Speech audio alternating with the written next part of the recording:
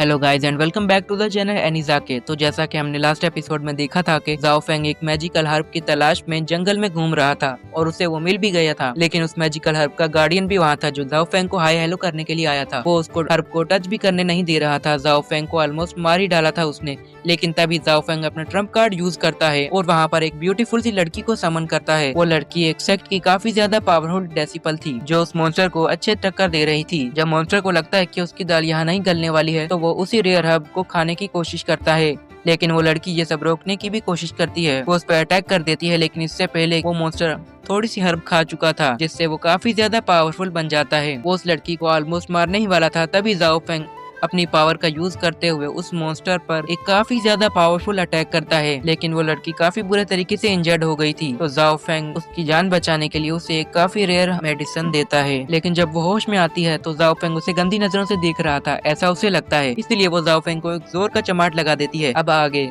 इस पार्ट की स्टार्टिंग होती है और हम लोग देखते हैं कि जाओ फेंग जो कह रहा होता है कि आखिरकार तुम एक लड़की होकर इतनी जोर से कैसे मुझे मार सकती हो, मैंने तो तुम्हारी जान भी बचाई है।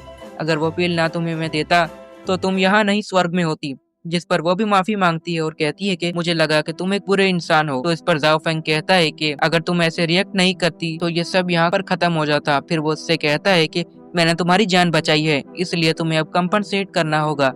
तो इस पे वो लड़की कहने लगती है कि क्या, तो वो कहता है कि किस तरह के कंपनसेट की तुम बात कर रहे हो। तो जाओ फेंग पहले तो थोड़ा सोचता है, फिर धीरे से उसके पास जाता है और उससे पूछता है कि क्या उसके पास पैसे हैं। तो वो कहती है नहीं। फिर वो उससे कहता है कि शायद तुम्हारे पास कोई मैजिकल वेपन या फिर कोई मैजिकल हर्ब होगी। तो वो कहती है मुझे तुम कोई पावरफुल मार्शल आर्ट्स टेक्निक सिखा दो। वो कहती है कि वो ऐसा नहीं कर सकती है क्योंकि उसके सेक्ट की टेक्निक्स को बाहर नहीं सिखाया जा सकता क्योंकि ये अलाउ नहीं है। इस पर वो कहता है कि मुझे क्या और चाहिए, जिसके बाद वो एक इविल स्माइल देता है और कहता है कि क्या तुम मेरे साथ मेरी वुमेन बनोगी। जिस पर वो कहती है कि क्या तुम मुझे हासिल करना चाहते हो, क्या मैं इसके लिए वर्दी हूँ। जाओ फेंग कहता है, वो फिर कहता है कि यानी जाओ फेंग इस यूशी सिटी का नंबर 1 जीनियस बनने वाला है और साथ ही में इस कॉन्टिनेंट का भी नंबर 1 जीनियस बनूंगा। एक रेयर एग्जिस्टेंस होती है और मुझे एक फीमेल लीड भी चाहिए होगी। वो फिर खुद की ही तारीफ करते हुए कहता है कि मैं हैंडसम हूँ, स्मार्ट हूँ, एलिगेंट हूँ और पावरफुल और ब्रेव भी हूँ और तुम ब्यूटीफुल और पावरफुल हो। हम दोनों की जोड़ी हेवन के लिए परफेक्ट मैच रहेगी। जिस पर वो लड़की हंसती है। तो जाओ फेंग कहता है कि मैं तुम्हें सीरियस होकर कन्फेस कर रहा था।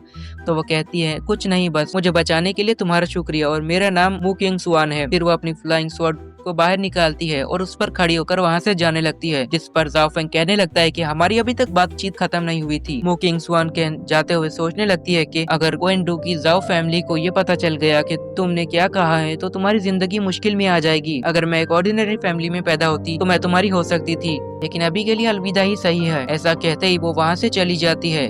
उसको जाता हुआ देखकर जाओ फेंग कहता है कि कम से कम कोई कांटेक्ट इन्फॉर्मेशन तो दे देती। वो उदास होकर अपना मुंह लटका ही लेता है। तभी उसकी नजर पड़ती है एक जेड पेंडेंट पर। तो वो खुश होकर उठाता है तो उस पे स्वांगशी सेक्ट लिखा हुआ था। तो वो कहता है कि मू किंग सुआन के आइडेंटिटी शायद दुआनशो सेक्ट से बिलोंग करती है। फिर वो जोश में कहने लगता है कि मू किंग सुआन बस रुको और देखो, तुम्हारी फैमिली के जो भी अफेयर्स वगैरह हैं मैं उन्हें देख लूंगा और तुम तक पहुंच जाऊंगा। और फिर वो आगे निकल जाता है। वही हम हमारे सिस्टम को देखते हैं जो कहता है कि जाओ फेंग की आंखों में तो एक अजीब सी चमक नजर आ रही है, शायद वो प्यार में है। जो भी हो, मैं इसके बारे में सोचने का अंतरडिक्शन भी शुरू होने वाला है। इसके बाद हम जाओ फेंग को देखते हैं जो घर पहुंच चुका होता है।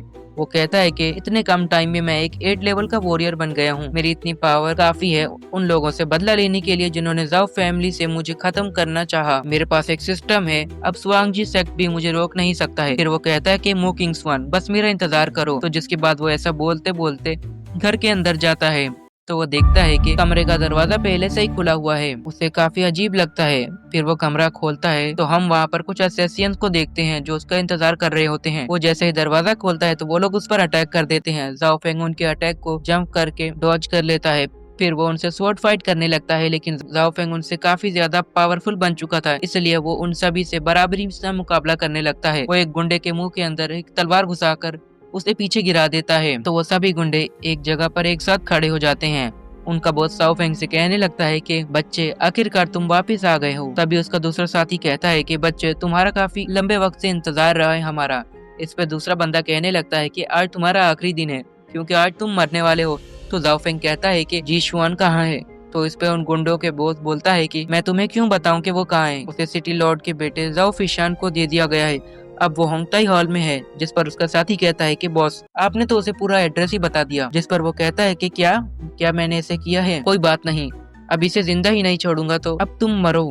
बच्चे, तुमने एक क्राइम किया है। और उसके चमचे जाओ फेंग को घेर लेते हैं। वो अब लड़ने के लिए रेडी हो जाते हैं, जो सुनकर जाओ फेंग कहता है कि जीशान ही मेरे लिए इस दुनिया में सब कुछ थी, अगर उसे कुछ भी हुआ हो तो तुम्हें नहीं छोड़ूंगा।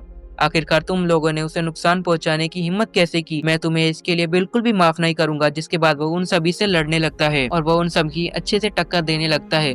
वो पहले गुंडे को तो अपनी स्वॉर्ड से मारता है और दूसरे को अपनी एनर्जी से खत्म कर देता है। इसके बाद वो उनके बॉस को गले से पकड़ लेता है और उसे घर के बाहर छत तोड़ते हुए बाहर ले जाता है। वो कहता है कि तुम तो मुझे मारने की बात कर रहे थे, बताओ जीशन कहाँ पर है? चलो बाहर जाकर बात करते हैं। मैं अच्छे से जाओ फेंग उसे हवा में ले आता है। वो गुंडा तो जाओ फेंग को इतनी खतरनाक पावर देखकर काफी ज्यादा हैरान था। वो कहता है कि ये कैसे हो सकता है, तुम तो एक ट्रैश नहीं हो, तुम तो काफी ज्यादा ही पावरफुल हो। जिस पर जाओ फेंग कहता है कि चलो मैं तुम्हें दिखाता हूँ कि क्या वेस्ट है और क्या नहीं। ऐसा कहकर वो उस गुंडे को पंच मार के नीचे गिरा देता है, जिससे वो इंजर्ड होकर वहीं पर मारा जाता है।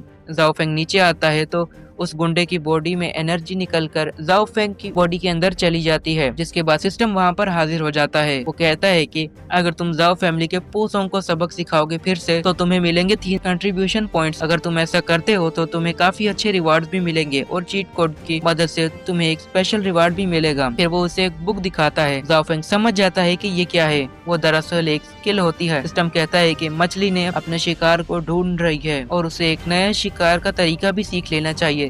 जाओ फेंग जैसे ही उस बुक पे हाथ रखता है तो उसकी स्किल जाओ फेंग की बॉडी के अंदर चली जाती है और उसके पीछे 2 बड़े बड़े हाथ अपीयर होते हैं, जो कि देखने में काफी ज्यादा पावरफुल लग रहे थे। जाओ फेंग उन पंचेस को प्रैक्टिस करने लगता है, उन्हें माउंटेन पर हिट कर देता है। जिसके बाद वो एक के बाद एक हिट करता है। फिर वो उन्हें वापस अपने पास लेकर लाकर सोचने लगता है और फिर वो उसमें से पंचिंग ग्लव्स में से एक को उठाता है और एक माउंटेन पर एक जोरदार जबरदस्त ब्लास्ट कर देता है। जो सब देख कर जाओ फेंग कहता है कि जीशान तुम बस मेरा थोड़ा सा इंतजार कर लो, मैं जल्द ही तुम्हें बचाने के लिए आ रहा हूँ, तुम्हें सब्र रखना होगा। और फिर वो वहाँ से निकल पड़ता है।